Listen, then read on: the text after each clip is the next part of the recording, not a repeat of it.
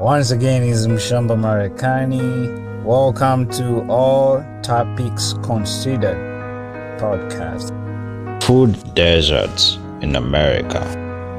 A food desert is a geographical area where residents access to affordable, healthy food options, especially fruits and vegetables, is restricted or non-existent due to absence of grocery stores within convenient traveling distance.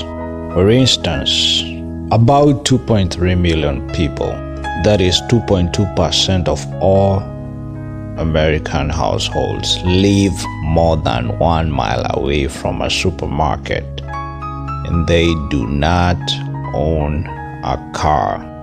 In urban areas, access to public transportation may help residents overcome the difficulties posed by distance. But economic forces have driven grocery stores out of many cities in recent years, making them so few and far between that an individual food shopping trip may require taking several buses or trains.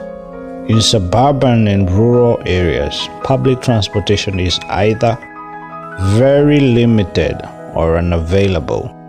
Supermarkets are often many miles away from people's homes. Most food deserts are found in black communities and low-income areas where many people don't have a car. Wealthy districts have 3 times as many supermarkets as poor ones do. White neighborhoods contain an average of 4 times as many supermarkets as predominantly black ones do. Grocery stores in African American communities are usually smaller with less selection. Let's take a county like St. Louis County. If you go to North St. Louis, which is predominantly African American, if you're driving in North St. Louis, you realize there's a lot of fast food restaurants. There's Popeyes, McDonald's, Burger King, a lot of convenience stores, gas stations. But one thing you find is there is not too many grocery shops. I mean, like Schnucks, Aldi, Shop and Save, Trader Joe's. Most of those, you're gonna find them in predominantly white neighborhoods, especially the suburbs. And so you find a lot of shops, healthy food with a lot of selection in those predominantly white neighborhoods. Many of these food deserts, they contain an overabundance of fast food chains selling cheap meat and dairy-based foods that are high in fat, sugar, and salt. Processed foods such as snack cakes, chips, and soda. These are just unhealthy.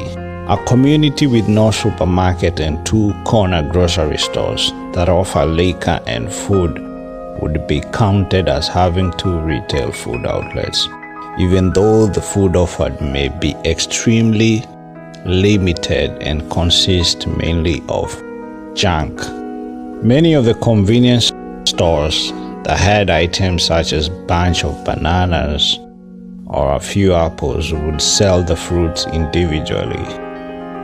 Because these items are not priced, the customers are often at the mercy of the person behind the counter, who determines the cost then and there.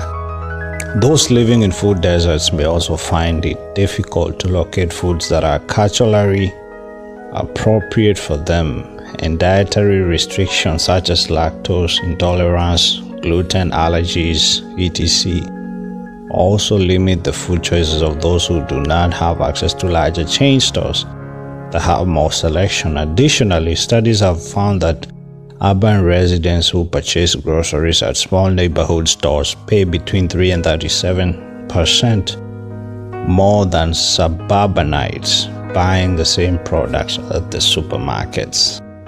Healthier foods are generally more expensive, particularly in food deserts. For instance, while the overall price of fruits and vegetables in the US increased by nearly 75% between 1989 and 2005, the price of fatty foods dropped by more than 26% during the same period.